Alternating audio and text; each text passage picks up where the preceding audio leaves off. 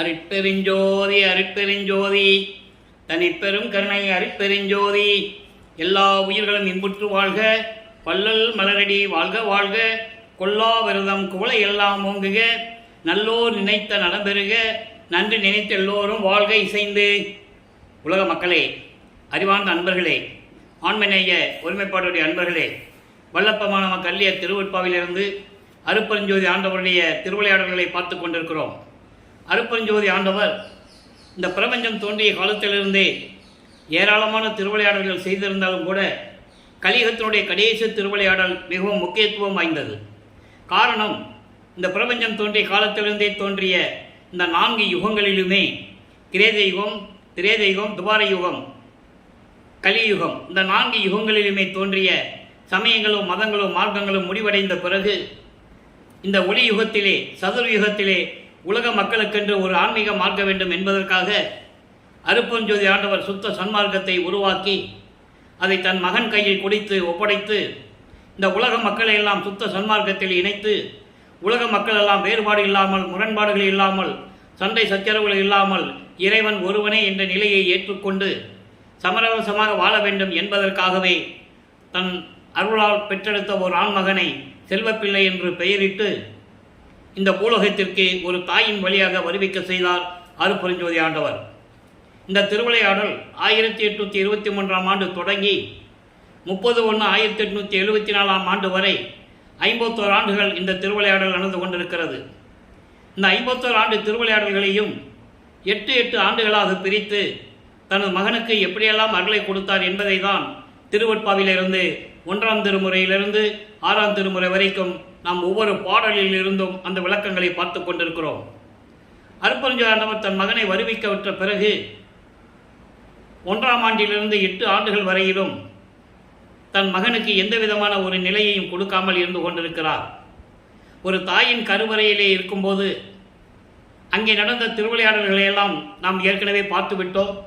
ஒரு தாயின் கருவறையிலே இருக்கும்போது நமது பிள்ளை பெருமானவர்கள் குழந்தை வடிவத்திலே இருக்கும்போது கருவறை இருட்டாக இருக்கிறது என்று கூறும்போது தந்தை அருட்பெருஞ்சோதி ஆண்டவர் ஒளிகாட்டியதையும், பசி என்று சொல்லும்போது கருவறைக்கு சென்று அருளமுதம் ஊட்டியதையும், அதன் பிறகு உடம்பு புழுக்கமாக இருக்கிறதே, காற்று வரவில்லையே என்று தந்தையிடம் கூறும்போது அமுத காற்று வீசியதையும் எல்லாமே திருவற்பாவில் இருந்து இருக்கின்ற விளக்கங்களை நாம் பார்த்துவிட்டோம். அதன் பிறகு 5 மாத குழந்தையிலே நமது குழந்தை இறைவன் பிள்ளை பெருமானவர்கள் சிதம்பரத்திலே தனது தந்தை சிவரகசியத்தை காட்டியதையும், அதாவது வெட்ட வெளியாக காட்டியது, அதாவது சிதம்பர ரகசியம், சிவரகசியம் காட்டியதையும் எப்படியெல்லாம் பாடல்களிலே கூறியிருக்கிறார் என்பதையெல்லாம் பார்த்துவிட்டோம். தில்லை தலத்தடையை திரை தூக்க தரிசித்த போது வெய்வகை மேல் காட்டாதே எந்தனக்கே வெளியாய் காட்டிய மெய்புறவா மெய்ப்பொருளை என்று கூறுவார். ஆக இந்த நிலைகளெல்லாம் நாம் பார்த்த பிறகு 1ஆம் ஆண்டிலிருந்து 8 ஆண்டுகள் வரையிலும் அவருக்கு மறைப்பு நிலையில் இருந்ததனால் தான் யார் என்ற நிலை கூட அவருக்கு தெரியாது. உலகியலிலே இருப்பது போல குழந்தையை பள்ளிக்கூடத்தில் சேர்க்கணும் என்று கொண்டு சேர்க்கிறாங்க. அங்கே அவருக்கு படிக்க மனம் இல்லை என்று சொல்வதை விட அருட்பெருஞ்சோதி ஆண்டவர் அங்கே திருவிளையாடல் செய்து கொண்டிருக்கிறார். தன் மகன் எந்த ஆசிரியரிடம் போய் கல்வி கற்கக்கூடாது, இந்த உலகியல் சந்தை படிப்பை தன் மகன் படிக்கக்கூடாது. 2வது, தன் மகன் யாரையும் குருவாக ஏற்றுக்கொள்ளக்கூடாது. இந்த 2 நிலைகளிலும் அருட்பெருஞ்சோதி ஆண்டவர் இருந்து கொண்டு தனது மகனுக்கு திருவிளையாடல் செய்து கொண்டிருக்கிறார். அப்போ அந்த 8 ஆண்டுகள் முடிந்த உடனே அப்போது வீட்டில், அதாவது ஒரு குழந்தைய பள்ளிக்கூடத்தில் சேர்க்குறோம், படிக்க முடியாதுன்னு சொல்லிட்டு வந்துடுறாப்புல. அப்போ அந்த வீட்டில் எவ்வளவு பிரச்சனைகள் இருக்குன்னு நமக்கு தெரியும். இதையெல்லாம் தாங்கி கொண்டு அவர் எந்த நிலையில் இருந்தார் என்பதை இப்போ நம்ம பார்த்துக்கிட்டு இருக்கோம். 9வது ஆண்டு தொடக்கத்தில், அதாவது வருவிக்க விட்டு 9வது ஆண்டு தொடக்கத்தில்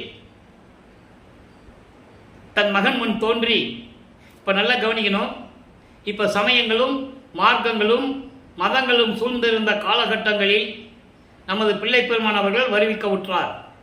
நமது பிள்ளை பெருமானவர்கள் வருவிக்க உற்றது சிதம்பரம் அருகில் இருக்கின்ற மருதூர் என்ற ஒரு கிராமம். அங்கே சைவ குலத்தில் இருந்த ராமையா பிள்ளை சின்னையம்மார் என்பவர்களுக்கு உலகியலுக்காக, நல்லா கவனிக்கணும், உலகியலுக்காக மகனாக வருவிக்க உற்றார். அவர் இறைவனுடைய குழந்தை. அதை சுத்த சன்மார்க்கத்தை உலக மக்களிடம் பரப்ப வேண்டும் என்பதற்காகவும், உயிர் நேயத்தோடு மக்கள் வாழ வேண்டும் என்பதற்காகவும் அந்த உலகியலிலிருந்து வருவிக்க உற்றார் என்பதை இங்கே நான் பதிவு செய்ய கடமைப்பட்டிருக்கிறேன். அவங்களுக்கு தெரியாது இந்த குழந்தை தெய்வ குழந்தை, இறைவனுடைய மகன்னு அவங்களுக்கு தெரியாது. நல்லா புரிஞ்சுக்கணும் நீங்கள். அப்போ இந்த நிலையில் இருக்கும்போது 23, அதாவது 1823ஆம் ஆண்டு 5/10/1823ஆம் ஆண்டு வருவிக்க உற்றார். அப்போ இந்த 51 ஆண்டு திருவிளையாடல்களை 8 ஆண்டுகளாக பிரித்து 6 பகுதிகளாக பிரித்து 6×8 = 48. மீதி இருக்கிற பேலன்ஸ் இருக்கிற 3 வருஷம் தான் மேட்டுக்குப்பத்தில் நடந்தது. அதை தான் இப்போ நம்ம பார்த்துட்டு இருக்கோம். இப்போ இந்த நிலையில் இருக்கும்போது சைவங்களையும் சைவ நெறிகளையும் பின்பற்றி கொண்டு சிவபெருமான் தான் இறைவன் என்ற நிலையிலே நமச்சிவாயா, சிவாய நமா, ஓ சிவாய நமா, சிவசிவாய் என்று சொல்லி எப்படியெல்லாம் இறைவனிடம் முறையீடு செய்கிறார் என்பதை 1ஆம் திருமுறையிலிருந்து பார்த்து கொண்டிருக்கிறோம். 9வது ஆண்டில் தன் மகன் முன் தோன்றி, மகனே, நீ என்னால் வருவிக்க உற்றவன், காரியங்களெல்லாம் பின்னாளில் உனக்கு நான் அருளுவேன், முன்பருவம் பின்பருவம் காட்டி அருள் செய்வேன், தற்போது ஞானத்தை பெற்றுக்கொள் என்று மட்டும் கூறிவிட்டு மறைந்து விடுகிறார். மீதி நிலையெல்லாம் தன் மகனுக்கு மறைப்பு நிலையில் வைத்துக் கொண்டிருக்கிறார். வேறு எதுவுமே இவருக்கு தெரியாது. 8 ஆண்டுகள் வரைக்கும் இவர் யாருன்னு இவருக்கே தெரியாது. அதன் பிறகு இறைவன் ஆட்கொண்ட பிறகு இறைவன் மகன் என்ற ஒரு நிலை மட்டும் அவருக்கு தெரியும். இறைவனுடைய மகன் என்ற நிலை மட்டும் தெரியும். இப்போ இந்த நிலையில் இருக்கும்போது திருவருள் முறையீடு உதயமாகிறது. 1ஆம் திருமுறை 232 பாடல்களை நாம் பார்த்து விட்டோம். சிவபெருமானை எப்படியெல்லாம் வழிபட்டார் என்பதையெல்லாம் பார்த்து விட்டோம். இந்த நிலைகள் நடக்கும்போது நமது பிள்ளை பெருமான் அவர்களுக்கு 9வது ஆண்டிலிருந்து 12 ஆண்டுகளுக்குள் அந்த நிலை இருந்து கொண்டிருக்கிறது. அதன் பிறகு அப்பனை பற்றி பாடியாச்சு, எந்த விதமான அருளையும் பெற முடியவில்லை. அம்மையை பற்றி பாடினால் என்ன என்று சொல்லி வடிவுடையம்மனை பற்றி பாடுகிறார். தந்தையிடம் எதுவும் வாங்க முடியவில்லை. தாயிடம் சொல்லி ஏதாவது சிபாரிசு செஞ்சு ரெக்கமெண்ட் பண்ணி ஏதாவது வாங்கிக்கலான்னு நினைக்கிறார். அப்போ வடிவுடை மாணிக்க மாலை உருவாகிறது. மொத்தம் 100 பாடல்கள். ஒவ்வொரு பாடலிலும் எப்படியெல்லாம் மனம் உருகி முறையீடு செய்கிறார் என்பதை பார்த்து கொண்டிருக்கிறோம். இன்று 33வது பாடல் 1ஆம் திருமுறை வடிவுடை மாணிக்க மாலை. உண்ணும் திருவொற்றியூர் உடையார், உண்ணும் திருவொற்றூர் உடையார் நெஞ்ச உவப்ப, எழில் துண்ணும் உயிர் பயிர் எல்லாம் தலைக்க, சுக கருணை என்னும் திருவமது ஓயாமல் ஊற்றி, எமது உள்ளத்தில் மண்ணும் கடைக்கண் மயிலே வடிவுடை மாணிக்கமே. பாடலுடைய விளக்கம் பாருங்க. அதாவது எழில் மிகுந்த சோலைகளும் நஞ்சைகளும் பூஞ்சோலைகளும் நிறைந்த எழில்மிக்க திருவொற்றியூரிலே இருக்கின்ற இறைவன் அவனுடைய உள்ள மகிழும்படி அருகிலே இருந்து கொண்டு உயிரினங்களும் தாவரமும் ஒரு உயிர் தான். அதான் சொல்றாரு, உயிர் பயிர் என்று சொல்லுகிறார். உயிரினங்கள், பயிரினங்கள், தாவரங்கள் இவையெல்லாம் செழிக்கும்படி கருணையோடு அருள் செய்து கொண்டிருக்கிறாயே. தாயே வடிவுடை மாணிக்கமே, எனது உள்ளத்தில் இருந்து கொண்டிருக்கிறாய், எனக்கு ஏன் அருளவில்லை? தந்தையிடம் கேட்டு எந்த விதமான பதிலும் இல்லை. வரிந்து கொண்டிருக்கிறேன், துன்பப்பட்டு கொண்டிருக்கிறேன், நீயாவது எனக்கு விரைந்து அருள்வாயாக என்று சொல்லி வடிவுடைமனை பற்றி பாடுகிறார். இப்போ இந்த நிலையிலெல்லாம் மாறும்போது 13வது ஆண்டில் வருவிக்க உற்ற 13வது ஆண்டில் இறைவனிடமிருந்து ஞானத்தை பெற்ற பிறகு திருவொற்றியூருக்கு முதலாக செல்லுகிறார். தாங்கள் இருக்கின்ற வீராசாமி முதலியார் தெருவிலிருந்து இப்போ அதை வள்ளலார் நகர்னு சொல்லுவாங்க, ஏழுகணர் பகுதின்னு சொல்லுவாங்க. அங்கிருந்து திருவொற்றியூருக்கு தியாகராஜ பெருமானை வழிபடுவதற்காக நடந்து செல்லுகிறார். இப்போ அவர் எங்கே போனாலும் நடந்து தான் போகணும். அப்போ அவருக்கு பறக்கிற சக்தியோ அண்டங்களை கடந்து போகிற சக்தியோ அப்போ அவருக்கு கிடையாது. ஏன்னா இறைவன் கொடுக்கல. தன் மகனை பக்குவப்படுத்துகிறார். சமயங்களிலும் மதங்களிலும் மார்க்கங்களில் ஈடுபட செய்து அதை உலக மக்கள் பார்க்க வேண்டும். அதன் பின் இது தேவையில்லை என்று இவர் சொல்ல வேண்டும். காரணம், சமயங்களும் மதங்களும் மார்க்கங்களும் முடிந்து விட்டது. அது 4 யுகங்களோடு முடிந்து விட்டது. காரணம், கிரேத யுகத்திலே கலங்க மார்க்கம், அந்த கிரேத யுகம் முடிந்தவுடனே அந்த கலக மார்க்கம் முடிஞ்சு போச்சு. அதில் ஏற்பட்ட சமயங்கள் வைஷ்ணவமும் சைவமும் அதோடு முடிஞ்சு போச்சு. அதன் பிறகு கிரேத யுகத்திலே திராவக மார்க்கம், அந்த யுகம் முடிந்தவுடனே அந்த மார்க்கம் முடிஞ்சு போச்சு. துவாபர யுகத்தில் நவநீத மார்க்கம் முழுவதுமாக, துவார யுகத்திலே முழுவதுமாக இறைவன், அதாவது திருமாலுடைய திருவிளையாடல் நடந்து கொண்டிருக்கும். 10 அவதாரங்கள் படிப்படியாக வரும். கிரேத யுகத்திலே மச்ச கூர்ம வராக வாமன நரசிம்ம பரசுராம 6 அவதாரங்கள். அங்கே அவதாரங்களில் பிறக்கணும், ஒரு அவதாரத்துக்கு பிறக்கணும், இன்னொரு அவதாரத்துக்கு போகும்போது இறக்கணும், பிறக்கணும் இறக்கணும். அதான் அவதாரம் எடுத்தவர்கள். ஆனால் வருவிக்க விட்டவர் அப்படி அல்ல. வருவிக்க விட்டவருக்கு பிறப்பு இறப்பு இல்லை. அதனால்தான் வல்லப்ப மனை வருவிக்க விட்டவர் என்று கூற வேண்டும். வல்லப்ப மனவர்கள் வருவிக்க விட்டு 202 ஆண்டுகளாகியும் பிறந்தார் என்று தான் சொல்லுகிறார்கள். அவதரித்தார் என்று சில பேர் கூறுவார்கள். அது தவறு. வருவிக்க விட்டவர் என்று கூற வேண்டும். அவர் ஒவ்வொரு யுகத்திலேயும் இருந்தவர் என்பதை திருவெட்பாவிலே பாடல்களிலே விளக்கமாக நமக்கு அருளியிருக்கிறார்கள். அப்படிப்பட்ட வருவிக்க விட்டவர் இறைவனுடைய மகன். அவர் நல்லா புரிஞ்சுக்கணும். நீங்கள் இப்போ ஒவ்வொரு யுகத்திலும் இந்த மாதிரி முடிஞ்ச உடனே அந்த சமயங்களும் மதங்களும் முடிஞ்சு போச்சு. அப்போ இதை மக்களுக்கு சொல்லணும்னா அதில் இருக்கணும். அதனால தான் தன் மகனை சமயங்களிலும் மதங்களிலும் மார்க்கங்கள் இருக்க செய்கிறார். இப்போ 2ஆம் திருமுறை உருவாகிறது. 13ஆம் ஆண்டு தொடக்கத்திலே இவர் திருவொற்றியூர் போறாரு. 2ஆம் திருமுறை உருவாகிறது. 113 பதியங்கள், 1207 பாடல்கள். ஒவ்வொரு பாடலின் மூலமாக எப்படியெல்லாம் நமக்கு அருளி இருக்கிறார் என்பதை பார்த்து கொண்டிருக்கிறோம். இதுவரை 26 பதியங்களை நாம் பார்த்திருக்கிறோம். 26 பதியங்களிலும் இறைவனை பற்றி பாட வேண்டியது. அதுக்கப்புறம் திருமுல்ல வயலுக்கு போக வேண்டியது. ஒருவேளை அங்கே இருக்காரோ அங்கே போகலாமோ அப்படின்னு அங்கே போகிறது. அங்கே மாசிலாமணி அங்கே இருக்கிற சிவபெருமான் பேர் மாசிலாமணி. ஒரு பிரயோஜனம் இல்லை. ஏன் ஊமை மாதிரி நிற்கிறேன்லாம் கேட்பார். அந்த விளக்கங்களையெல்லாம் நம்ம பார்த்துட்டோம். ரொம்ப அற்புதமாக இருக்கும். அதன் பிறகு திருவள்ளித்தாயத்துக்கு வருவார். அங்கேயும் ஏன் கந்த துணி கட்டிகிட்டு இருக்க அப்படின்லாம் சொல்லுவார். எனக்கு ஒரு துணியை கொடு, நானும் நிற்கிறேன். பெத்த பிள்ளையை தெருவில் விட்டுட்டான்னு சொல்லட்டும் எல்லாரும். இந்த இந்த இந்த பழிச்சொல் உனக்கு வரக்கூடாதுன்னு தான் நான் நினைக்கிறேன். அதனால தான் உன்னை வேண்டுறேன், எனக்கு அருளை கொடுலாம் கேட்பார். அந்த பதியத்தெல்லாம் நம்ம பார்த்துட்டோம். எந்த விதமான பதிலும் இல்லை.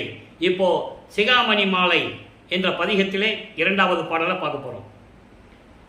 சிகாமணி மாலையில் எப்படி பாடுறாரு, முதல்ல முறையீடில் எப்படி பாடினாருன்னு நம்ம பார்த்தோம்.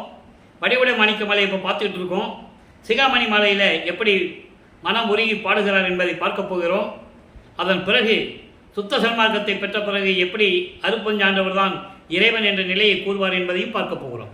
நல்லா கவனிச்சுட்டே வாங்க.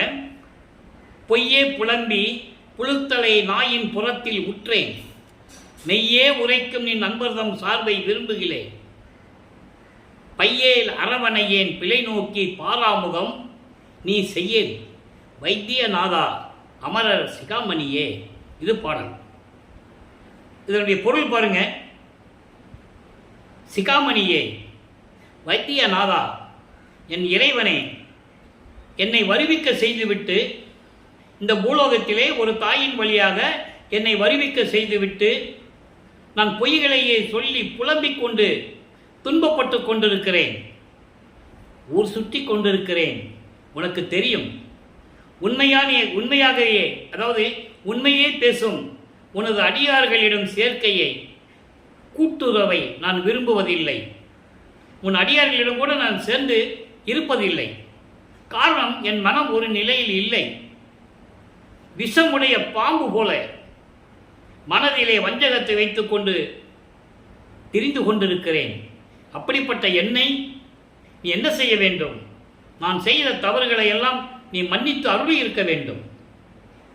எனவே இறைவா, நான் செய்த தவறுகளை எல்லாம் மனதில் வைக்காமல், என்னை புறந்தள்ளாமல், என்னை ஒதுக்கி வைக்காமல் பாராமுகம் பார்த்து கொண்டிருக்கிறாய். யாரோ என்று அந்நியன் என்று நீ பார்த்து கொண்டிருக்கிறாய். அதெல்லாம் செய்ய வேண்டாம், நீ செய்யேல் என்று சொல்லுகிறார். பாராமுகம் நீ செய்யேல். அப்படியெல்லாம் நீ என்னை பார்க்காத, நான் உன் மகன் அல்லவா, வைத்தியநாதா அமரர் சிகாமணியே, விரைவில் வந்து எனக்கு அருள்வாயாக என்று சொல்லி இந்த பாடலை நமக்கு அருளியிருக்கிறார்கள். இப்போ நிலைகள் மாறுகிறது. இப்போ மூன்றாம் திருமுறை என்பது வல்லப்பன் அவர்கள் 3வது எட்டில் அடியெடுத்து வைக்கிறார். 24 17வது ஆண்டிலிருந்து 24 ஆண்டுகளுக்குள் என்ன நடந்தது என்பதை நாம் 19 பதிகங்களில் இருந்தும் 235 பாடலுடைய விளக்கங்களை நாம் ஏற்கனவே பார்த்து விட்டோம். இப்போ நிலைகள் மாறுகிறது. முன்னால் எங்கே போனாலும் அவருக்கு இறைவன் காட்சி கொடுப்பதில்லை. இப்போ காட்சி கொடுக்கிறார், ஆனால் பேசுவதில்லை. அந்த நிலைகள் மாறும்போது இவர் அந்த 19 பதியங்களிலும் எப்படியெல்லாம் இறைவனை கண்கொள்ளா காட்சியாக பார்த்தார் என்பதையும், இறைவன் பவனி வருவதையும், இருந்தாலும் தனக்கு எந்த விதமான அருளை கொடுக்கவில்லை என்பதையும் ஒவ்வொரு பாடலில் இருந்த மனம் உருகி அவர் பாடியதையெல்லாம் நாம் பார்த்து விட்டோம். இறுதியாக தனது மனத்தில் இருக்கின்ற ஏக்கத்தை நாரையிடும் கிளிகளிடம் தூது அனுப்புவார். அந்த விளக்கங்களையெல்லாம் பார்த்து விட்டோம். நாரையும் கிளியும் நாட்டோரும் தூது என்ற பதிகத்திலே பார்த்து விட்டோம். முக்கியமான பதிகம் அது. வல்லப்பமானவர்கள் வருவிக்க உற்ற நாளிலிருந்து இதுவரையிலும் இற்றைய பகல் வரை, இந்த பகல் வரைக்கும் அவருடைய நிலைகளை, அருள் தன்மையை, இறைவனுடைய மகன் என்ற நிலையை உலக மக்களுக்கு நேரடியாக யாரும் உண்மையை கூறவில்லை என்பதுதான் உண்மை. அதுதான் சத்தியம். அவரை ஒரு வட்டத்துக்குள்ளே நிப்பாட்டினாங்க. அதான் பெரிய வருத்தமாக இருக்கிறது.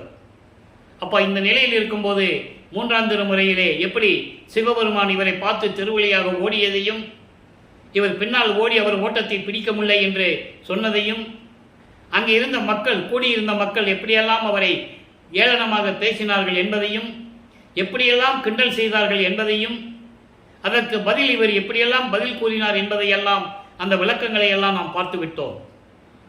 இப்போ நிலைகள் மாறுகிறது. இப்போ 4வது எட்டில் வல்லப்பமானவர்கள் அடியெடுத்து வைக்கிறார்கள். இங்கே தான் முக்கியமான திருவிளையாடல்கள் எல்லாம் நடக்குது. 25வது ஆண்டிலிருந்து 32 ஆண்டுகளுக்குள் என்ன நடந்தது என்பதை நாம் பார்த்து கொண்டிருக்கிறோம். பிரசாத மாலையிலிருந்து பார்த்து கொண்டிருக்கிறோம். ஏற்கனவே அன்பு மாலை, அருட்பிரகாச மாலை, ஆனந்த மாலை, சவுந்தர மாலை, அபராத மன்னிப்பு மாலை, இதெல்லாம் நம்ம பார்த்துட்டோம். அதிசய மாலை எப்படியெல்லாம் இறைவன் வந்து அருளினார் என்பதை பார்த்தோம். அதனுடைய ஒரு சுருக்கம். 27வது ஆண்டில் இவர் பொறுப்பில்லாமல் இருக்கிறாரு, ஒரு கால்கட்டு போடணும், கல்யாணம் பண்ணி வைக்கணும், அக்கா மகளை கல்யாணம் பண்ணி வச்சிடலான்னு அந்த குடும்பத்தில் முடிவெடுக்கிறாங்க. இவர் வருவிக்க உற்றதனால் ஏற்பட்ட சொந்தங்கள். அதனால்தான் அந்த அம்மா வந்து தனக்கோடி அம்மாள் வந்து இங்கே அவருக்கு அக்கா மகளாக உறவு பெண்ணாக பிறக்கிறார்கள். அந்த அம்மாவுக்கு மோட்ச வீட்டை கொடுக்கணும். அந்த அம்மாவுக்கு ஏற்பட்ட சஞ்சீதம், பிராரத்தம், அகாமியம் என்ற 3 நிலைகளில் ஏற்பட்ட ஊழ்வினைகளை எல்லாம் அந்த அம்மாவுக்கு நீக்க வேண்டும். அதை நீக்கணும்னா இவர் தாலி கட்டணும். அப்போதான் அந்த கர்ம வினைகள்லாம் அந்த அம்மாவை விட்டு நீங்கும். இது காலத்தின் கட்டாயம், ஏற்கனவே நிர்ணயிக்கப்பட்டது என்பதை திருவிற்பவளை பாடல்கள் உண்டு. அந்த விளக்கங்களையெல்லாம் நாம் பார்த்து விட்டோம். அப்போ அந்த திருமணத்தின் போது இவர் முதல்ல வேண்டான்னு சொல்லுவார். உலகியலில் நீங்கள் வந்த செய்திகள்லாம் கேட்டிருப்பீங்க, செபிபியில் வந்த செய்திகள்லாம் கேட்டிருப்பீங்க. வேண்டான்னு சொன்னதாகவும், இவர் திருவொற்றியூரில் ஒரு சாமியார்கிட்ட கூட்டு போனதாகவும், அந்த சாமியார் நீ கல்யாணம் பண்ணிக்கப்பா அதனால் ஒன்றும் இல்லை அப்படின்லாம் சொன்னதாகவும் இவர் ஒத்துக்கிட்டதாகவும் கூறுவார்கள். அது உண்மையாகவே இருக்கட்டும், அதுவும் உண்மைதான். ஆனால் உண்மையை சொல்லவில்லை, அவ்வளோதான். சும்மா ஒரு செய்தி மாதிரி சொன்னாங்களே தவிர ஒரு கதை மாதிரி சொன்னாங்க. அப்போ இவரை கூட்டு போகிறது யார்? அந்த சாமியார்னா அவர் புரிஞ்சு வேண்டவர். தன் தந்தை சொல்லி தான் திருமணம் பண்ணணுன்றது நியதி, காலத்தின் கட்டாயம். அது ஏற்கனவே அப்படி தான் இவர் வரும்போதே, பூலகத்துக்கு வரும்போதே வரம் வாங்கிட்டு வர. அதை பாட்டில் இருக்குது, நம்ம பாடலை பார்த்துட்டோம். நீ வேஷம் மட்டும் தான் போடணும்னு சொல்லுவார் அருப்பஞ்சாண்டு மகன்கிட்ட. மகனே நீ வேஷம் மட்டும் தான் போடணும், இந்த பூலோகத்துக்கும் விண்ணுலகத்துக்கும் நீ வேஷம் மட்டும் தான் போடணும், மித்ததெல்லாம் நான் தான் பார்த்துக்குவேன்னு சொல்லுவார். இரு நிலத்து போல் வேடங்கட்டி இருத்திக்களோ, அந்த ஒரு வரி போதும் அந்த உண்மையை சொல்கிறதுக்கு.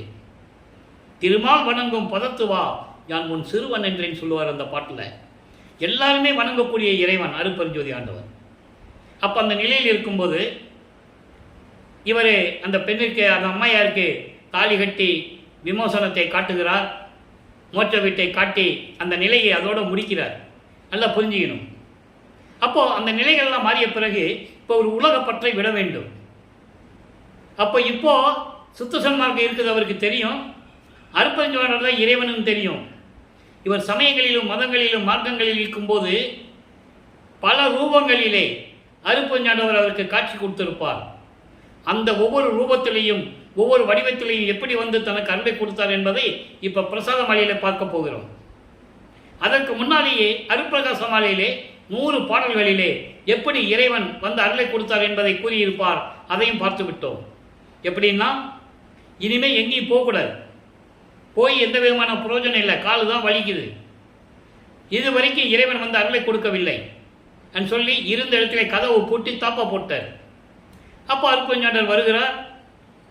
விண்ணுலகத்திலிருந்து பூலோகத்திற்கு எப்படியெல்லாம் வந்தார், எனது தந்தை தெருவிலே கால் வலிக்க நடந்து வந்து கதவை திறந்து அருளை கொடுத்தார் என்று சொல்லுவார். ஒவ்வொரு பாடலிலும் ஒவ்வொரு விளக்கமாக கூறியிருப்பார்.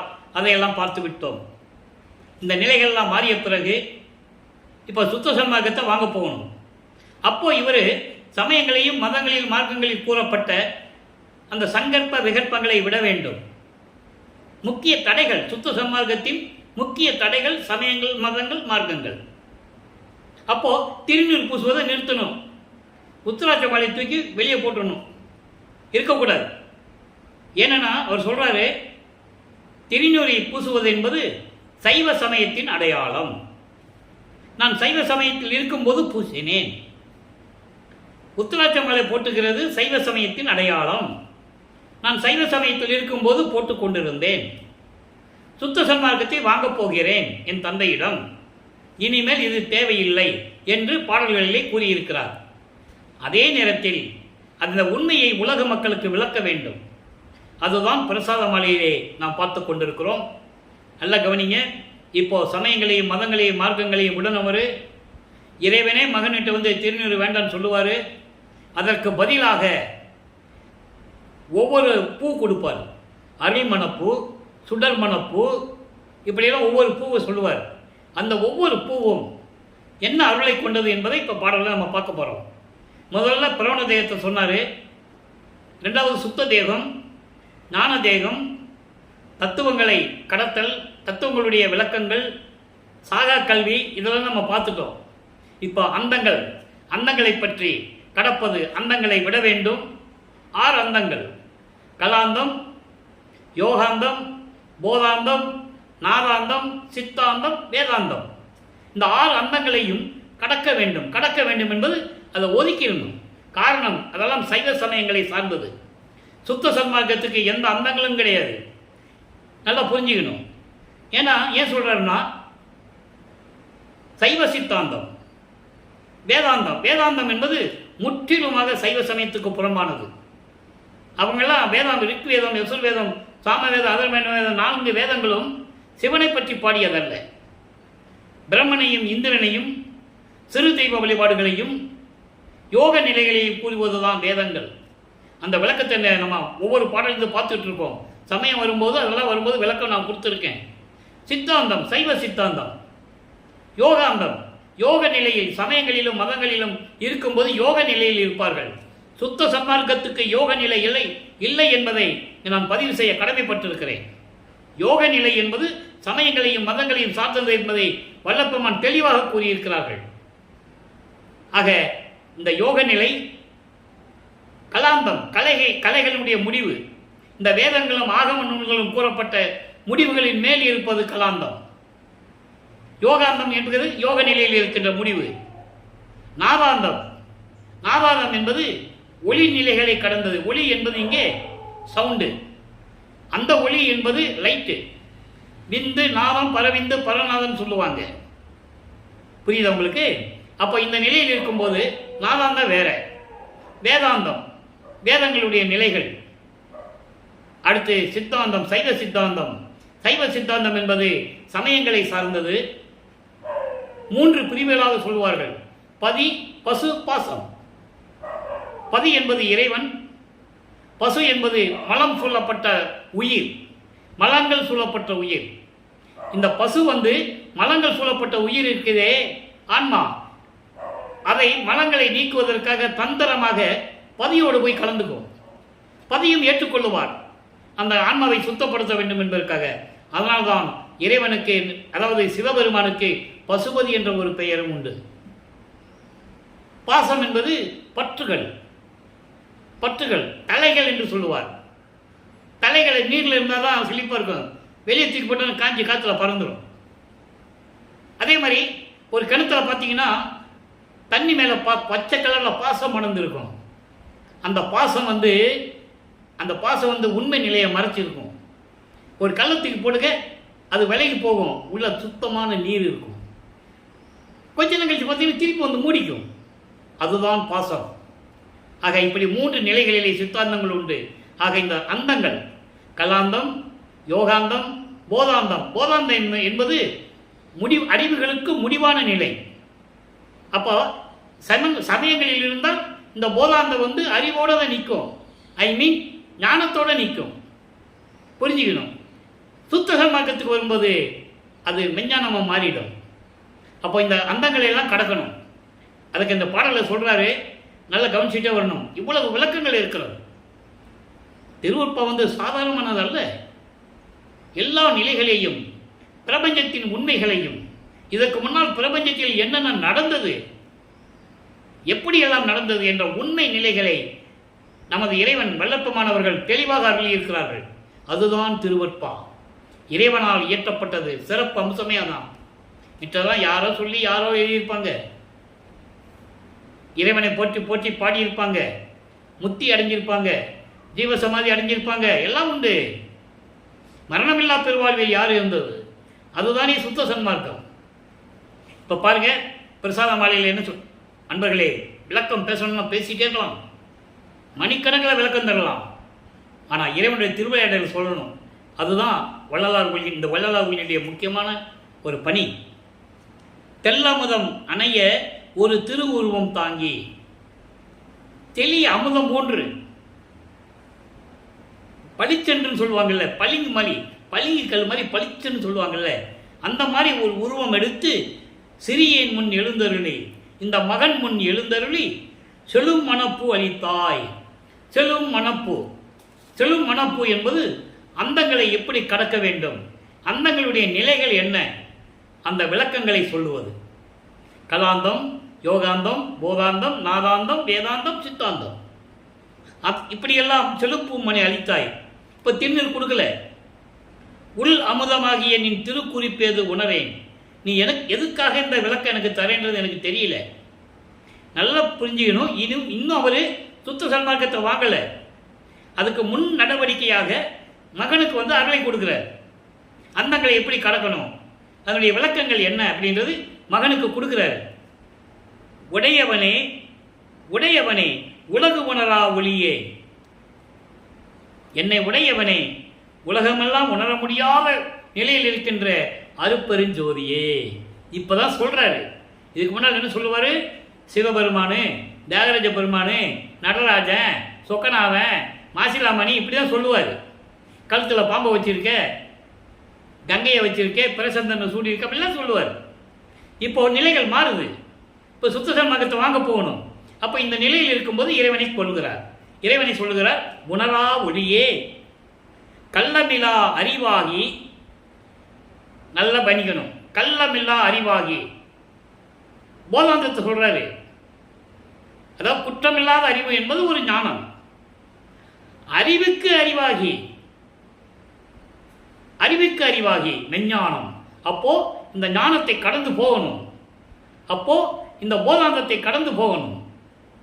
அப்போ அறிவுக்கு அறிவாகி மெஞ்ஞான அறிவாகி கலந்து நின்ற பெருங்கருணை கடலே சொல்லிட்டாரு. அந்தங்களை எப்படி கடக்கணும்னு சொல்றாரு. என் கண்ணே கொள்ளுந்தோறும், கொள்ளுந்தோறும் என்பது உள்ளத்தில் நினைக்கும் போதெல்லாம், கொள்ளுந்தோறும் கரணமெல்லாம் கரைந்து, அந்த கரணங்கள் மனம், சித்தம், புத்தி, அகங்காரம் போன்றதெல்லாம் கரைந்து கனிந்து இனிக்கும் சிலுங்கனியே. கனிந்து இனிக்கும் சிலுங்கனியே என்பது அருப்பெருஞ்சோதி. சமயங்களிலும் மதங்களிலும் மார்க்கங்களில் இருந்தால் உள்ளம் உருகாது. அவன் உயிர் நேயம்னு என்னன்னு தெரியாது. ஜீவகாரிய ஒழுக்கம் எப்படி இருக்குன்னு தெரியாது. அப்போ இறைவனை அருப்பெருஞ்சோதி ஆண்டவர் சுத்த சன்மார்க்கத்தினுடைய தலைவன், அவங்களுக்கு தான் அது தெரியும். கொர்த்தேனே பொது விளங்கும் குருவே. குருன்னு சொல்றாரா? இதுக்கு முன்னால் வேறு யாரையும் குருவை ஏற்றுக்கொண்டதில்லை. நான் ஏற்கனவே சொன்னேன், சின்ன ஆண்டில், அதாவது வரிவுக்கு ஒற்ற ஆண்டிலிருந்து ஒரு பள்ளிக்கூடத்துக்கு போகலை, யாரையும் குருவாக ஏற்றுக்கிட்டதில்லை. இறைவனை தான் குருவாக ஏற்றுக்கொண்டிருக்கிறார். இப்போ இந்த நிலைகள் எல்லாம் மாறுகிறது. இப்போ வல்லப்பமானவர்கள் 4வது எட்டை முடிச்சிட்டார், 5வது எட்டில் உள்ளே போகிறாரு. 33வது ஆண்டிலிருந்து 40 ஆண்டுகளுக்குள்ளே என்ன நடந்துச்சு உலக மக்களுக்கு சொல்லணும். ஏன்னா பிற்காலத்தில் உண்மையை யாரும் சொல்ல மாட்டாங்க. அதனால தான் பாடலில் சொல்லியிருக்காரு.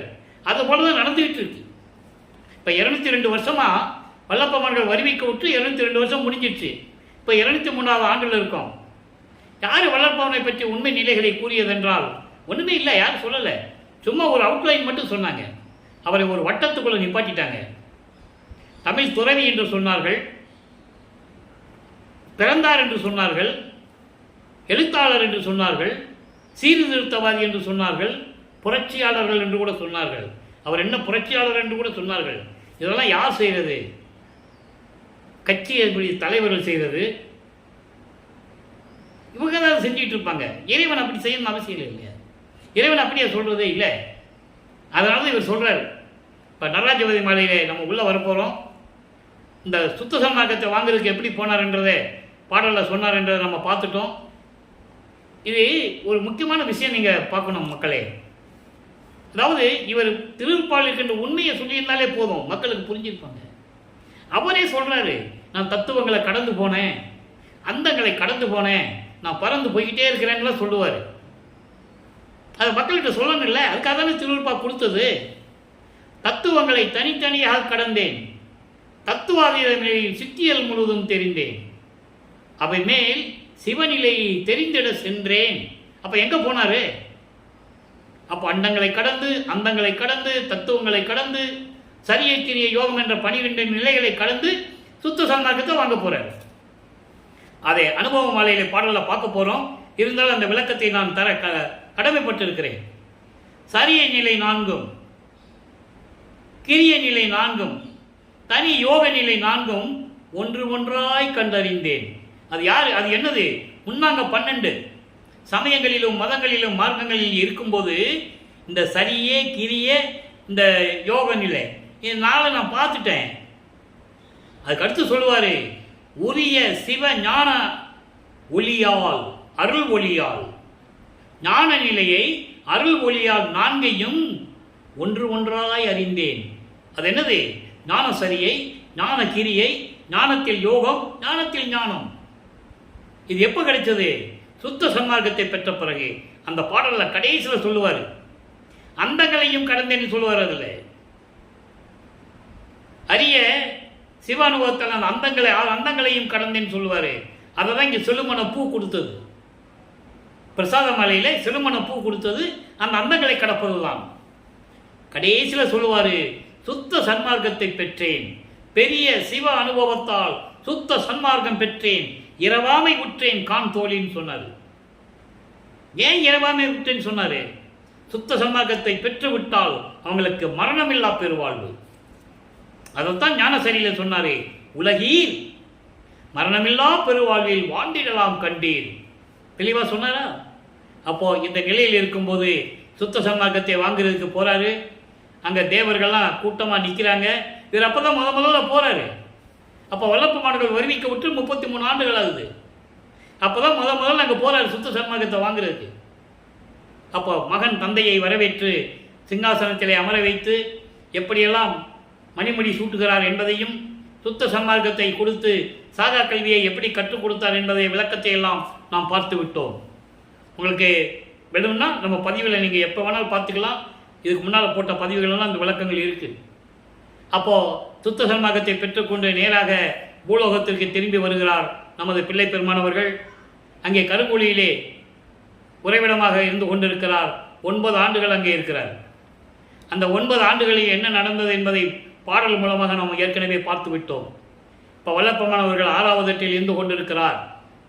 41வது ஆண்டிலிருந்து, அதாவது இந்த பூலோகத்திற்கு வருவிக்க உற்று 41வது ஆண்டிலிருந்து, அந்த 41வது ஆண்டிலிருந்து 48 ஆண்டுகளுக்குள் என்ன நடந்தது அந்த 8 வருஷத்தில், அதை தான் இப்போ நம்ம பார்த்துக்கிட்டு இருக்கோம். இப்போ கருங்குழியிலிருந்து விடைபெறுகிறார். அங்கே தண்ணீரால் விளக்கரித்த இல்லம் என்ற ஒரு பெயர் ஏற்படுத்திவிட்டு நல்லா புரிஞ்சுக்கணும். அப்போ வல்லப்பமானவர்கள் எல்லா சக்தியும் பெற்றுக்கொண்டிருக்கிறார். 3 மட்டும்தான் அவங்க அப்பாட்டிருந்து வாங்கணும். அருப்பெருஞ்சோதியை வாங்கணும், திருவருள் செங்கோலாட்சியை வாங்கணும். சித்தி வளாகத்திலே தந்தை வந்து மகனோடு 2 கலந்து ஒரே இறைவனாகணும். இந்த 3 நிலை மட்டும்தான் சித்தி வளாகத்தில் நடந்தது. பேருபதேசம் பண்ணது, சுத்த சன்மார்க்கக்கூடிய கட்டினது எல்லாம் அங்கே நடந்தது என்றால் நம்ம பின்னால் பார்க்க போகிறோம். இப்போது வல்லப்பமானவர்கள் தர்மசாலையில் எப்படி இருக்கும்போது என்னெல்லாம் நடந்தது.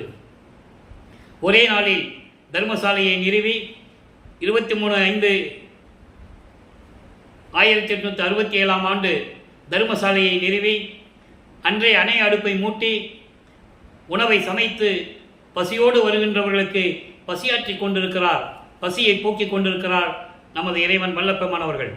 இறைவன் தான் அவர், அவர் எந்த விதமான மாற்று கருத்து கிடையாது. தன் மகனை சமயங்களிலும் மதங்களிலும் மார்க்கங்களில் இருக்க செய்து பக்குவப்படுத்தி அதெல்லாம் தேவையில்லை என்று உலக மக்களுக்கு சொல்ல வைத்து சுத்த சன்மார்க்கத்தை கொடுத்து இப்போ ஜீவகாருண்ய ஒழுக்கத்தை உலக மக்களுக்கு தெரிவிக்கிறார். ஜீவகாருண்ய ஒழுக்கம் உருவாகணும்னா ஒரு தர்மசாலை இருக்கணும், அங்கே பசியாற்ற வேண்டும், பிணியை போக்க வேண்டும், அதெல்லாம் செய்யணுங்க. அதனால ஜீவகாருண்ய ஒழுக்கம் உருவாச்சு 7 பிரிவுகளாக: பசி, பிணி, தாகம், இச்சை, எளிமை, பயம், கொலை. பசியும் கொலையும் பரஜீவகாருண்யம் வல்லப்பமான் கூறியிருக்கிறார்கள். இதெல்லாம் அபரஜீவகாருண்யம். இந்த விளக்கங்களையெல்லாம் நம்ம பின்னால் பார்க்க போகிறோம். எப்போ தர்மசாலையை விட்டு அங்கே மேட்டுக்குப்பம் செல்லுகிறாரோ அன்னைக்கு உங்களுக்கு ஜீவகாருண்ய விளக்கம் இந்த வள்ளலார் ஊழியனால் அளிக்கப்படும். அதன் பிறகு 1869 நீதிமன்றத்திலே எப்படி வழக்கு தொடர்ந்தார்கள் என்பதையும் எப்படி நீதியை வென்று வந்தார் என்பதையும் நாம் ஏற்கனவே விளக்கமாக பார்த்து விட்டோம். உத்தரஞான சிதம்பரமாலை எப்படி உருவாச்சு, அந்த பாடல்களில் என்ன விளக்கம் இருந்தது என்பதையும் பார்த்து விட்டோம். அங்கே தான் சொல்லுவார், சூட்சமாக சொல்லுவார், சுத்த சன்மார்க்கத்துக்கு வர்றவங்களுக்கு தான் அருளை கொடுக்கணும், மற்றவங்களுக்கு பரிகாரம் தான் கொடுக்கணும், அவங்களெல்லாம் என்கிட்ட தள்ளிடு, நான் பார்த்துக்கிறேன், உன்னை ஏமாற்றுவாங்க, நீ அதை விழிப்பாக இருக்கணும் அப்படின்லாம் சொல்லுவார். இங்கே தான் சபை உருவாக போகுது. இந்த சத்தியஞான சபை அங்கே இருக்கின்ற சத்தியஞான சபை அதே வடிவத்திலே மக்களுக்காக இங்கே இறைவனால் கட்டப்பட்டது. இந்த பிரபஞ்சத்திலே இறைவனால் உருவாக்கப்பட்ட ஒரே இடம் வடலூரில் இருக்கின்ற சத்தியஞான சபை என்பதை இங்கே நான் பதிவு செய்ய கடமைப்பட்டிருக்கிறேன். இப்போது எல்லா வேலை முடிஞ்ச பிறகு அதன் பிறகு சில அற்புத நிகழ்வுகள்லாம் இங்கே நடந்தது தர்மசாலையில். அது செவி வெளிவந்த செய்திகளும் சரி, நிறைய புத்தகங்கள் எழுதியிருக்காங்க, அதெல்லாம் நீங்கள் படிச்சிருக்கலாம். சங்கராச்சாரியர் வந்தது, சமஸ்கிருதம் தான் தாய்மொழி என்று சொன்னது, இருந்துட்டு போகட்டுமே, தமிழ் வேணால் தந்தை மொழியாக இருக்கட்டுமே என்றெல்லாம் சொன்னது, பல திருவிளையாடல்களெல்லாம் இங்கே நடந்ததை எல்லாம் நாம் ஏற்கனவே பார்த்து விட்டோம். அதன் பிறகு நடராஜபதி மாலையிலே எப்படி அருப்பெருஞ்சோதி ஆண்டவர் தான் இறைவன் என்பதையும், எப்படியெல்லாம் இறைவன் வந்து தன்னை ஆட்கொண்டார் என்பதையும் என்ற நிலையெல்லாம் நடராஜபதி மாலையிலே நமக்கு அருளியிருக்கிறார்கள். அதை பார்த்து கொண்டிருக்கிறோம். ஏற்கனவே சத்குருமணி மாலை பாடல்களே விளக்கங்கள் எல்லாம் பார்த்து விட்டோம். இது ஏன் இந்த பதிவு நடந்தது என்றால், ஏன் நமக்கு அருளினார் என்றால், நடராஜன் வேறு, நடராஜ பதி வேறு. நடராஜன் சமயங்களையும் மார்க்கங்களையும் சார்ந்த ஒரு பதத்தலைவன். சைவ சமயத்தின் அடையாளங்கள் சிவபெருமான், நடராஜன், சொக்கநாதன் யார் இருந்தாலும் சரி. ஆனால் அருப்பெருஞ்சோதி ஆண்டவர் அப்படியல்ல. அவர் சமயங்களையும் மதங்களையும் மார்க்கங்களையும் கடந்தவர். சாதியும் மதமும் சமயமும் பொய்யென ஆதியில் உணர்த்திய அருப்பெருஞ்சோதி. சாதியும் மதமும் சமயமும் காணா ஆதி அநாதையம் அருப்பெருஞ்சோதி. அப்படிப்பட்ட இறைவனுடைய மகன் நமது பிள்ளை பெருமான் அவர்கள் என்பதை நீங்கள் புரிந்து கொள்ள வேண்டும். மகன், அவர் இறைவனுடைய மகன். ஏற்கனவே திருவெட்பாவை நிறைய இடங்களிலே ஆதாரங்கள் உண்டு, யாரும் மறுக்க முடியாது. புராணங்களிலும் காவியங்களிலும் இந்த பிரபஞ்சத்தில் நடந்த அத்தனை பேர் திருவிளையாடல்களையும் கூறினார்கள். அருப்பெருஞ்சோதி ஆண்டவருடைய திருவிளையாடலை யார் கூறியது? வல்லப்பமான் இறைவனுடைய மகன் என்று யார் உறுதியாக மக்களிடம் கூறியது? யாரில்லை. ஆக இந்த நிலையில் இருக்கும்போது நடராஜபதி மாலையிலே என்ன கூறுகிறார் என்பதை இப்போ நம்ம பார்க்க போகிறோம். அற்புதமான பாடல்கள் உண்டு, கவனிங்க. துன்புறு மனத்தனாய் எண்ணாது எண்ணி நான் சோர்ந்து ஒரு புறம் படுத்து தூங்கும் தருணத்து. என் அருகில் உற்று அன்பினால் தூய திருவாய் மலர்ந்து இன்புறு முகத்திலே புன்னகை ததும்ப இரு கைமலர் கொண்டு தூக்கி எந்தனை எடுத்து அணைத்து அங்கு மற்றோர் இடத்தில் இயல்புரை இருத்தி மகிழ்வாய். எப்போ மகிழ்ந்தார்? சமயங்களிலும் மதங்களிலும் மார்க்கங்களிலும் இருந்த போது சொல்றாரு, உன்னால் இந்த பூலோகத்திற்கு ஒரு தாயின் வழியாக வருவிக்க விட்டு அந்த தாயின் கருவறையிலே 10 மாதம் என்னை இருக்க செய்து எவ்வளவு திருவிளையாடல் செய்தாய். இந்த பூலோகத்தில் பிறகு என்னை வருவிக்க விட்ட பிறகு சமயங்களையும் மதங்களையும் மார்க்கங்களையும் சுமந்து கொண்டு அந்த விதிமுறைகளை பின்பற்றி கொண்டு அந்த சங்கற்ப விகற்பங்களிலே ஈடுபட்டு கொண்டு நான் துன்பப்பட்டு கொண்டிருந்த காலகட்டங்களில் அதான் சொல்றாரு, துன்புறு மனத்தனாய் துன்பங்களையும் துயரங்களையும் தாங்கிக் கொண்டிருந்தேன். எண்ணாத எண்ணமெல்லாம் எண்ணி என்னாகுமோ ஏதாகுமோ என்று எனக்கு தெரியவில்லை. உன் மகன் என்று சொல்லிவிட்டு மறைந்து விட்டாய். என் நிலை என்னாகுமோ ஏதாகுமோ என்று எண்ணி எண்ணி நான் சோர்ந்து ஒரு இடத்தில் படுத்திருந்த போது மகன் தூங்கி விட்டானே என்று சொல்லி, ஏன்னா மகன் தூங்கக்கூடாது, மகனை தூங்க விடக்கூடாது. நல்லா புரிஞ்சுக்க, நீங்க அவர் தூங்கவே விடலை. அருப்பஞ்சாண்டவர் மகனுக்கு உருவம் காட்டுறதுக்கு முன்னாலேயே சமயங்களிலும் மதங்களில் இருக்கும்போது சிவபெருமான நமச்சிவாயன் சொல்லிட்டு இருக்கும்போது கூட தன் மகனை தூங்க விடலை. தூங்கக்கூடாது, அவனுக்கு பசி இருக்கக்கூடாது. நல்லா புரிஞ்சுக்கணும். அதனால சொல்றாரு, அப்படி மனசை எண்ணி எண்ணி ஏங்கி சோர்ந்து போய் நான் ஒரு இடத்துல படுத்திருந்த போது என் அருகில் வந்து, மகனை தூக்க விடக்கூடாதுல்ல, அதனால் அருகில் வந்து அன்போடு திருவாய் மலர்ந்து இன்புறு முகத்திலே புன்னகை ததும்பவே 2 கை மலர்களால் உன்னுடைய 2 செந்தாமரை போன்று மென்மையான உன்னுடைய 2 கைகளால் என்னை தூக்கி அருளோடு என்னை தூக்கி அணைத்து கொஞ்சி எந்தனை எடுத்து அணைத்து அப்பவே மற்றொரு இடத்தில் வசதியாக பெருந்தன்மையோடு என்னை இருத்தி மகிழ்வாயே. எவ்வளவு அருமையா சொல்றாரு பாருங்க.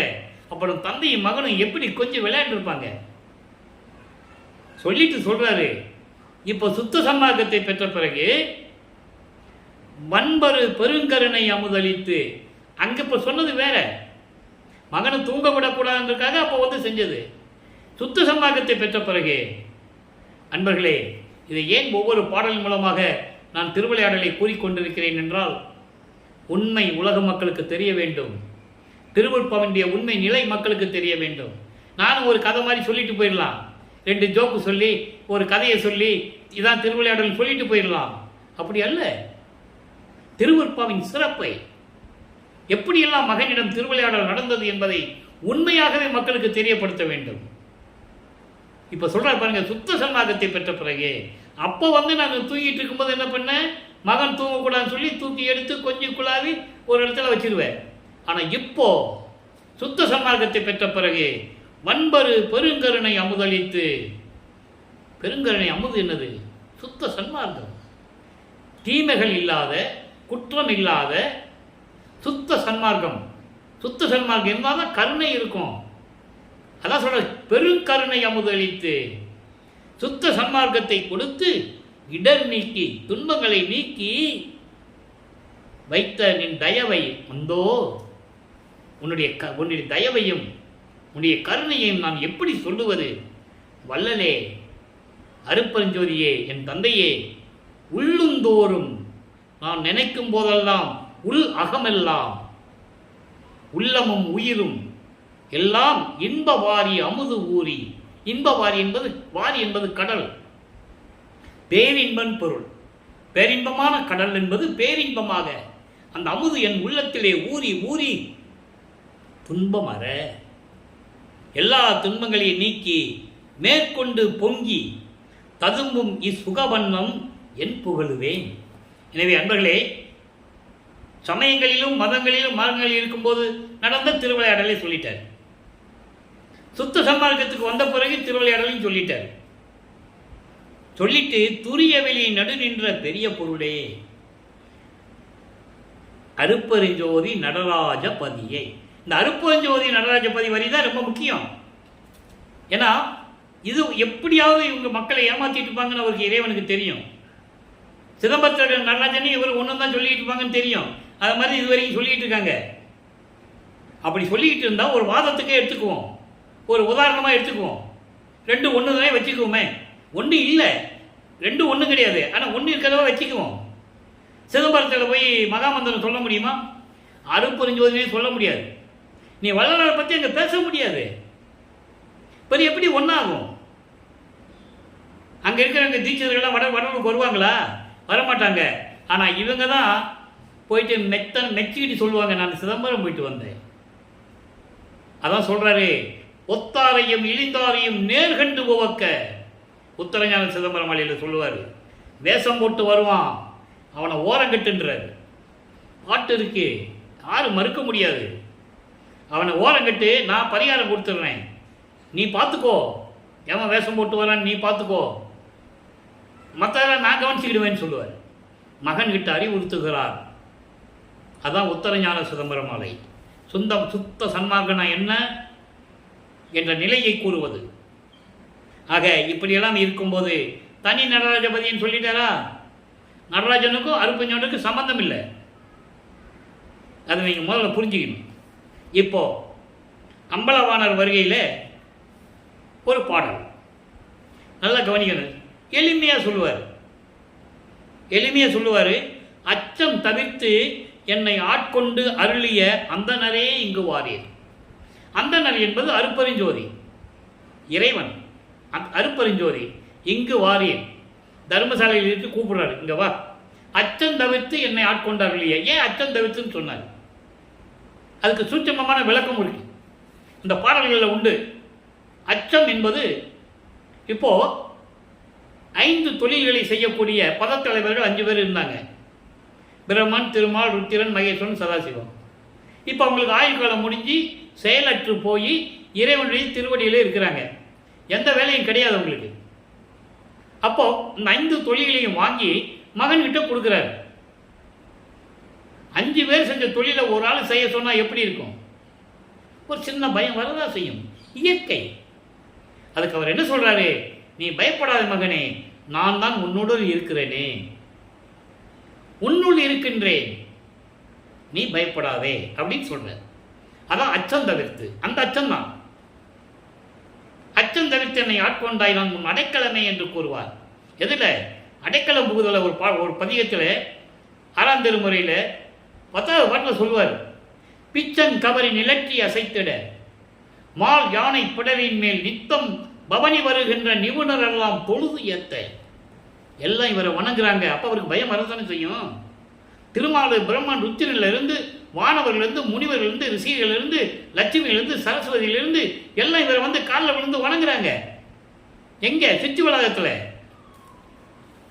அப்போ அவர் சொல்றாரு, எல்லாம் என்னை வந்து தொழுது ஏத்த எச்சம் புரிவோர்.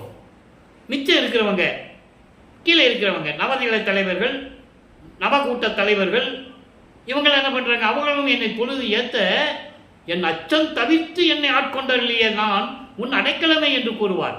அந்த அச்சம் அது இயற்கையாக வரும். அப்பதான் அவர் சொல்லுவார் மகன்கிட்ட, நான் இருக்கிறேன் மகனே, பயப்படாதே, நான் உன்னுள் தானே இருக்கின்றேன், நீ எதற்கு அஞ்சுகிறாய், அஞ்சாதே மகனே என்று கூறுவார். இது பாடலில் உண்டு. அதான் இங்கே சொல்றது, அச்சம் தவிர்த்து என்னை ஆட்கொண்டருளிய அந்தனரே இங்கு வாரீர். ஏன் வர சொல்றாரு தர்மசாலைக்கு? இனிமேல் நீ அங்கே இருக்கிறது, நீ நான் கூப்பிட்டோன்னு அங்கேருந்து இங்கே வர்றது அதெல்லாம் வேண்டாம். நம்ம 2 பேரும் எங்கே இருக்கணும் அதை முடிவு பண்ணு. நம்ம 2 பேரும் தனித்தனியாக இருக்கக்கூடாது. முடிவு பண்ணும்போது அவர் சொல்லுவார், அந்த பாடல் விளக்கத்தை பார்த்துருக்கோம். சரி, ஒரு இடத்த தேடு அப்படின்னு சொல்லுவார். அருப்பெருஞ்சோதி மகன்கிட்ட சொல்லுவார். இதெல்லாம் மக்கள்கிட்ட சொல்லலை யாரும், இருக்கு, திருவிளையாடல் இருக்கு. அப்போ அப்பா சொல்லுவார், அப்போ நீ ஒரு இடத்த பாரு அப்படின்னு சொல்லுவார். இவர் சொல்லுவார், அந்த வேலையில் என்கிட்ட சொல்லாத, நீ என் கூட வா. அப்படி போனது தான் அங்கே போய் பார்த்தது. எங்கே? சித்தி வளாகத்தில், மேட்டுக்குப்பத்தில் அந்த இடத்த அப்பனும் மகனும் போய் சூஸ் பண்ண இடம். உலகியலில் சொல்லுவாங்க, வல்லப்பெருமான் போனாவே அங்கே வைஷ்ணவர்கள் இருந்தாங்க, இவரை பார்த்த உடனே போயிட்டாங்க. அது கதை, அது உலகியலில் சொன்னது. பாடலில் சொன்னது மக்கள்கிட்ட சொல்லணும்ல. இவங்க 2 பேர் போனது, அவங்களுக்கு காட்சி கொடுத்தது, அதெல்லாம் சொல்லணும்ல. அதெல்லாம் விளக்கணம் நம்ம சொல்லியாச்சு. இதை ஏன் சொல்கிறோம்னா, அப்படியெல்லாம் அச்சத்தை நீக்கி என்னை ஆண் கொண்டவரை இங்கே வா, இனிமேல் நீ எல்லாம் விண்ணுலகத்தில் இருக்கக்கூடாது, என் கூட தான் இருக்கணும்னு சொல்கிறார். அம்பலத்து ஐயரே வாரீர், அன்பு உருவானவர் இன்புற உள்ளே அறிவுருவாயினர் வாரீர் அருப்பெருஞ்சோதியரே. 3 தேகத்தை சொல்கிறார். அதாவது சுத்த தேகம், புரோண தேகம், ஞான தேகம் கொண்ட இறைவனே, என் உள்ளே இருக்கின்ற நீ இதயத்துக்குள்ளே இருக்கின்ற இறைவனே, அருப்பெருஞ்சோதியீர் வாரீர், சீக்கிரம் வாங்கன்னு கூப்பிடுறார் அப்பனை. எனவே மக்களை இறுதியாக ஒரே ஒரு விளக்கம், எப்பவுமே நம்ம சொல்கிறதா அனுபவ மாலை 33வது பாடல். அனுபவ மாலை என்பது முடிவான முடிவு. இறைவனிடம் தான் பெற்ற அத்தனை அனுபவங்களையும் 100 பாடல்களிலே எப்படியெல்லாம் கூறியிருக்கிறார் என்பதை பார்த்து கொண்டிருக்கிறோம். மொத்தம் 100 பாடல்கள் தான் பெற்ற அனுபவங்களை பாடல்களாக உலக மக்களுக்கு கொடுத்திருக்கிறார். எப்படி தன்னை மனைவியாகவும் இறைவனை கணவனாகவும் வர்ணனை செய்து, இதயத்தை தோழியாக வர்ணனை செய்து, தோழியிடம் சொல்லுவது போல உலக மக்களுக்கு தெரிவித்துக் கொண்டிருக்கிறார். அப்புறம் ஏன் கணவன் மனைவின்னு சொன்னாரு அப்படின்னு நீங்க கேட்கலாம். ஒரு காதலை இவர் இறைவன் மீது கொண்டுள்ள காதலை சொல்ல வேண்டும் என்றால், காதலை சொல்ல வேண்டும் என்றால் அங்கே ஒரு ஆணும் பெண்ணும் இருக்கணும். அப்போதான் அந்த காதலுடைய மதிப்பு தெரியும் எல்லாருக்கும். அதனால தான் சொல்கிறார், வேற ஒன்றும் இல்லை. நல்லா பாருங்க, பாடலை விளக்கம் பாருங்க. இவ்வுலகில் என்னை போல்வார் ஓர் அனந்தம் கோடி, எண்ணில் உயர்ந்திருக்கின்றார் எத்தனையோ கோடி. அவ்வுலகில், நல்லா கவனிக்கணும், இவ்வுலகில் வேற அவ்வுலகில் வேற. அவ்வுலகில் சிறந்து நின்றார் அளவிறந்த கோடி, அத்தனை பேர்களும் அந்தோ நித்தம் வரிந்திடவும். முதல்ல இந்த 4 வரிக்கு விளக்கம். இறைவனை பற்றி சொல்றார். அதாவது மகாதேவ மலையில் சொல்வார், கற்பங்கள் பல கோடி செல்ல தீய கனல் நெடு ஊசி மேல் காலை ஊன்றி நிற்பவருக்கு ஒலித்து. எப்படி சொல்ற பாருங்க, இந்த பொன்னான மேனி பொற்புற மெய் உணவின்றி உறக்கமின்றி எழுந்து எலும்பு புலப்பட ஐம்பொறி ஓம்பி நிற்பவருக்கு ஒலித்து, அமரருக்கு ஒலித்து, நீ யோக முனிவருக்கு ஒலித்து, இத்தனை பேர் இறைவனை பார்க்க முடியலையா, வருந்துகிறார்கள். வான் இருக்கும் பிரம்மரும் நாரணரும் பிறரும். அங்க சொல்லும் போது சமயங்கள் இருக்கும்போது சொல்லுவாரு, சுத்த சன்மார்க்கத்தை பெற்ற பிறகு சொல்லுவாரு, வான் இருக்கும் பிரம்மரும் நாரணரும் பிறரும் மாபாவம் பண்ணிடவே மாதவம் பன்னாட் புரிந்து மணிமாட நடுவே தேனிருக்கும் மலரெனு மேல் பலிக்கரையினுடைய திருவடியை சேர்த்து அருள்க என செப்பி வரிந்திடவும். அதை தான் இங்கே சொல்கிறார். இந்த ஒரு வரி சொல்றதுக்கு அங்கே பாடல் இருக்கு, கனெக்டிவிட்டி. ஒவ்வொரு பாடலுக்கும் விளக்கம் உண்டு. திருவருட்பாவிலே இறைவனுடைய தயவும் கருணையும் வந்தால் தான் இந்த விளக்கத்தை சொல்ல முடியும். எப்படி சொல்கிறாங்க, விண்ணுலகத்தில் இருக்கின்ற பிரம்மன் திருமால் ருத்தியிலிருந்து அத்தனை பேருமே பல நாட்கள் தவம் புரிந்து இறைவனை பார்க்க முடியாமல் ஒரு மலர் அணையை, மலர் அணை என்பது ஒரு இருக்கை, மலர்களால் அலங்கரிக்கப்பட்ட ஒரு இருக்கையை வைத்து எங்கே வைக்கிறாங்களாம், ஒரு பளிங்கு அறையிலே வைத்து, இறைவா உங்களை நாங்கள் பார்க்க முடியல, உங்கள் திருவடியாவது இதில் வைங்க என செப்பி வரிந்திடவும். அதை தான் இங்கே சொல்கிறாரு, அத்தனை பேர்களும் நித்தம் வரிந்திடவும். எத்தனையோ பேர் இருக்கிறாங்க என்னை போல உயர்ந்தவர்கள் எத்தனையோ பேர் இருக்கிறாங்க என் அளவில். அத்தனை பேர்கள் இருந்து என்ன பிரயோஜனம்? பூலோகத்திலையும் சரி விண்ணுலகத்திலையும் சரி எத்தனையோ பேர் இருக்கிறாங்க, அளவிருந்த கோடி, கணக்கில் அடங்காது. அத்தனை வகையான தலைவர்கள் இருக்கிறாங்க. அத்தனை பேர்களும் திட்டம் வருந்திட தினமும் வருந்துறாங்க, பார்க்க முடியலன்னு. அப்படிப்பட்ட இறைவன் அனுபவத்தை சொல்றாரு, நல்லா புரிஞ்சுக்கணும். அப்போ இதெல்லாம் அனுபவங்கள், இறைவன் கொடுத்த அருள் செய்த அனுபவங்கள். உலக மக்களுக்கு சொல்லணும் இல்லை, வல்லப்பெருமான் சாப்பாடு போட்டாலும் மட்டும் சொல்லக்கூடாது. தபால் போட சொன்னார், அது ஜீவகாருண்ய ஒழுக்கத்தில் வருது. மற்ற விஷயத்தை சொல்லணும்ல மக்கள்கிட்ட, நல்லா புரிஞ்சுக்கணும் நீங்கள். இப்போ எவ்வுலகமும் உணர்வறிய, எல்லா உலகங்களும் தெரிந்து கொள்வதற்கு அரிய நிலையில் இருக்கின்ற திருச்சிற்றம்பலத்திலே சுத்த சிவஞான வெளியிலே இனிது அமர்ந்த தலைவர். இனிது அமர்ந்த தலைவர் எந்த தலைவர்? சுத்த சன்மார்க்கத்தின் தலைவர், சுத்த சன்மார்க்கத்தின் நிறுவனர். அப்படிப்பட்ட தலைவர் இங்கே என்னை மனம் புரிந்தார். இங்கே என்னை மனம் புரிந்தார். இந்த ஒரு வார்த்தைக்கு விளக்கம் சொல்ல நிறைய சொல்லிக்கிட்டே இருக்கணும். நான் சொல்லிக்கிட்டே இருப்பேன், அவ்வளோ விளக்கம் இருக்கு. இந்த பூலோகத்தில் என்னை ஆட்கொண்டார். அப்போ பூலோகத்தில் ஆட்கொண்டாருன்னா இதுக்கு முன்னால் எங்க இருந்தார் சொல்லணும்ல, உலக மக்களுக்கு சொல்றாரு. பூலோகத்தில் என்னை ஆட்கொண்டார். எப்படிப்பட்ட இறைவன்? இந்த உலகத்தில் என்னை வருவிக்க உற்று நான் சமயங்களிலும் மதங்களிலும் மார்க்கங்களில் இருந்து கொண்டு நான் இப்படியெல்லாம் இருந்த போது என்னை விட உயர்ந்தவர்கள்லாம் இருந்தாங்க, எத்தனையோ கோடி பேர் இருந்தாங்க, இல்லைன்னு சொல்ல முடியாது. அதே நேரத்தில் அந்த உலகத்தில் வானவர்கள் எத்தனையோ பேர் இருந்தாங்க, தினமும் வருந்தினாங்க, இறைவனை பார்க்க முடியாமல். ஏன்னா எல்லா உலகங்களில் இருக்கின்றவர்களும் அறிய முடியாத இறைவன், திருச்சிற்றம்பலத்தில் இருக்கின்ற இறைவன், அமர்ந்திருக்கின்ற சுத்த சன்மார்க்கத்தின் தலைவன் இந்த பூலோகத்தில் வந்து, அதான் இங்கே இந்த பூலோகத்தில் வந்து என்னை மனம் புரிந்தார். மனம் புரிந்தார் என்பது என்னை முழுமையாக கலந்து ஆட்கொண்டார். சில இடங்களில் புணர்ந்தார் என்று கூட சொல்லுவார். புணர்ந்தார் என்ன? கலந்து கொண்டார். அப்படிப்பட்ட இறைவன் கலந்து கொண்டார். அப்போ இதுக்கு முன்னால எங்க இருந்தாரு? பூலோகத்தில் வந்து ஆட்கொண்டார், சரி. அதுக்கு முன்னால் இருந்தது புதியன் என்னை என்று போக்குதுரோ நீர் பூர்வித்தினும் உன் பூங்கழலுக்கு அன்பு பூண்டவன், பூங்கழலுக்கு அன்பு பூண்டவன். அந்த பலங்கணக்கினை பார்ப்பதில் என்னை இப்போ அப்படின்னு கேட்பார். நான் ஏற்கனவே உனக்கு அடிமையானவன், அடிமையாக இருந்தவன், அன்பாக இருந்தவன், மகனாக இருந்து கொண்டிருந்தவன். என்ன புதுசாக பார்க்குறியா? நீ தள்ளி விடலான்னு பார்க்குறியா? அதெல்லாம் நடக்காது. பலங்கணக்கு இருக்கு. பலங்கணக்கினை பார்ப்பதில் இப்போ என்னன்னு கேட்பார். இப்போ எதுக்காக அதெல்லாம் என்னை பேச வைக்கிறேன்? இப்போ எல்லாம் எதுக்கு என்னை பார்க்குறேன்? தொன்று தொட்டு உனது பூங்கழலுக்கு அன்பு பூண்டவன். தொன்று தொட்டு, தொன்று தொட்டு என்பது இந்த பிரபஞ்சம் காணும் காலத்திலிருந்தே உன்னுடைய திருவடிகளுக்கு அன்பு பூண்டவன் நாம். ஏனாவன் எனினும் யான் அம்மையினின் அடியை நான் அறிந்தேன், இதயம் மலர்ந்தேன். தெளிவாக சொல்லுவார். என்னையும் இரக்கந்தன்னையும் ஒன்றாக இருக்க இசைவித்து மன்னி வாழ்வுற வருவித்த கருணை வள்ளல் நீ. சொல்லிட்டாரா? வருவித்த கருணை வள்ளல். அப்ப நான் அவருக்கு முன்னால் எங்க இருந்தாரு? இறைவன்கிட்ட இருந்தாரு. இந்த விளக்கங்கள்லாம் திருவருட்பாவிலே உண்டு. அதனால சொல்றாரு, பூலோகத்தில் வந்து என்னை ஆட்கொண்டவரே. இப்போ சைவ நிலைகளிலும் சரி, வைணவ நிலைகளிலும் சரி, எத்தனையோ திருவடியாளர்களை சொன்னார்கள்ல. அவங்க இந்த காலகட்டத்தில் வரும்போது அது இப்படியெல்லாம் நடந்ததுன்னு சொல்லுவாங்க. அதே மாதிரி ஏன் வல்லப்பமான சொல்லலை?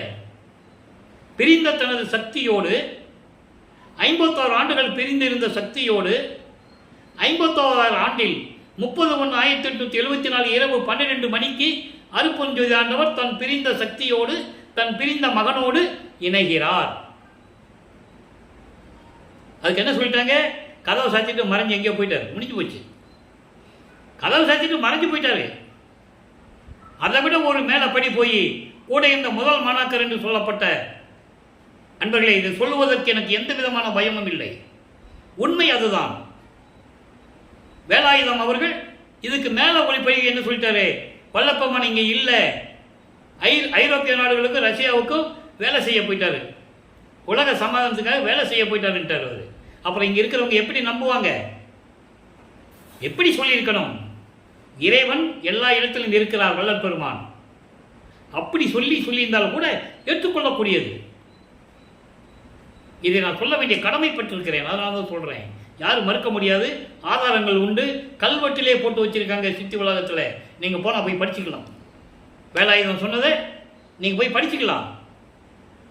அப்படி சொல்லக்கூடாது இறைவனை. அவர் என்ன சொல்றாரு?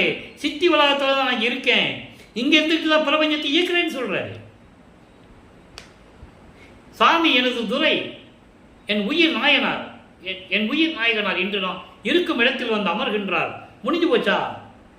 அமர்கின்றார். பின்சாரம் 2.5 நாளிகையில் என் பேர் உடம்பில் கலந்து பிரியாது இருப்பார். அப்போ சித்தி வளாகத்தில் இருந்துதான் திருவாரூர் சொற்பொழிவாட்சி நடத்திக்கிட்டு இருக்கோன்னு சொல்றாரு. நீங்க சித்தி வளாகம் போனால் இருக்கும், விளக்கங்கள் இருக்கு. அப்போ வல்லற்பெருமான் எப்படிப்பட்டவர் என்ற நிலையை நீங்கள் உணர்ந்து கொள்ள வேண்டும். அடுத்து சொல்றாரு, கீழ்மேல் என்பதுதான் நாதர் திரு அருட்ஜோதி நாடுவது ஒன்றில்லையே. அப்படின்னு என்ன அர்த்தம்னா, கீழே இருக்கின்றவர்களை மேல்நிலைக்கு கொண்டு வருவது, சமயங்களிலும் மதங்களிலும் மார்க்கங்களிலும் இருந்தவர்களை திருத்தி சன்மார்க்கத்தை கொடுத்து அவங்களுக்கு மேன்மையான நிலையை கொடுப்பதுதான் இறைவனுடைய விருப்பம்.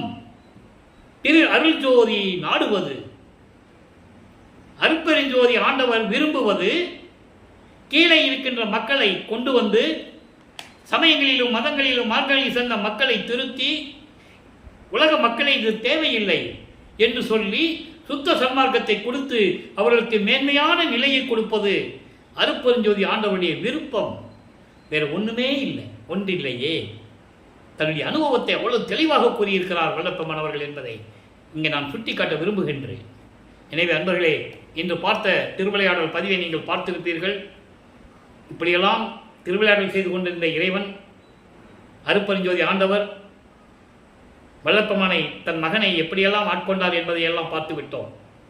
எனவே நீங்களும் சுத்த சன்மார்க்கத்தில் இருந்து ஜோதி வடிவத்தில் இருக்கின்ற அருட்பெருஞ்சோதியை வணங்கி அருட்பெருஞ்சோதி அருட்பெருஞ்சோதி தனிப்பெருங்கருணை அருட்பெருஞ்சோதி என்ற மகாமந்திரத்தை உச்சரித்து எல்லா அருளையும் இறைவனிருந்து பெற்றுக்கொண்டு இந்த வையகத்திலே நீங்கள் வாழ்வாங்கு வாழ வேண்டும் என்று வாழ்த்தி இந்த வள்ளலார் ஒளியன் விடைபெறுகிறேன். மீண்டும் நாளை சந்திப்போம். நன்றி, வணக்கம். அருட்பெருஞ்சோதி அருட்பெருஞ்சோதி தனிப்பெருங்கருணை அருட்பெருஞ்சோதி.